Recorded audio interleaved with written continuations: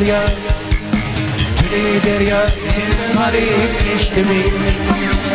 Tüli derya, tüli derya, tüli derya, senin garip geçti mi?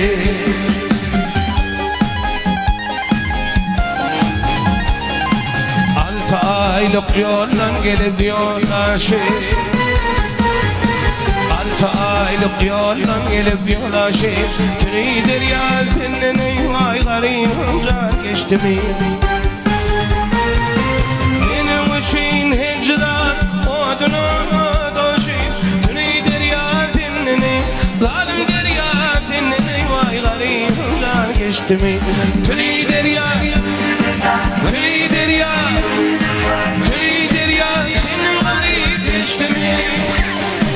Tüli derya, tüli derya, tüli derya senin garip geçti mi?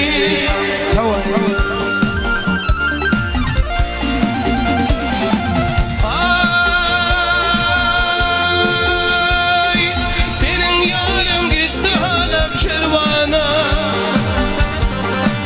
aktı hayat etmedin ya rehbi pivana. İnne havari alhamı bana, tüli derya dinleni, zalim derya dinleni vay. Garibim can geçti mi? Tüli derya, Tüli derya, tüli derya benim garip geçti mi? tüli derya, tüli derya, tüli derya senin garip geçti mi?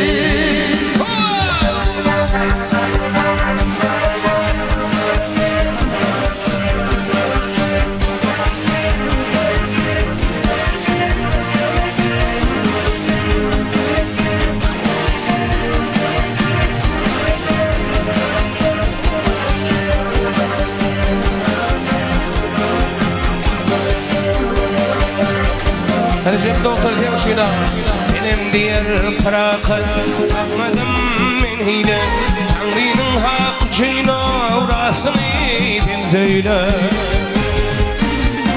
Yar bilen ötümde akman beyle, tüli derya dinleni, zalim derya dinleni, vay garibim can geçti mi? Tüli derya, Tüli derya, tüli derya benim garip geçti mi? tüli derya, tüli derya, tüli derya benim garip geçti mi? Tüli derya, tüli derya, tüli derya benim garip geçti mi? Tüli derya.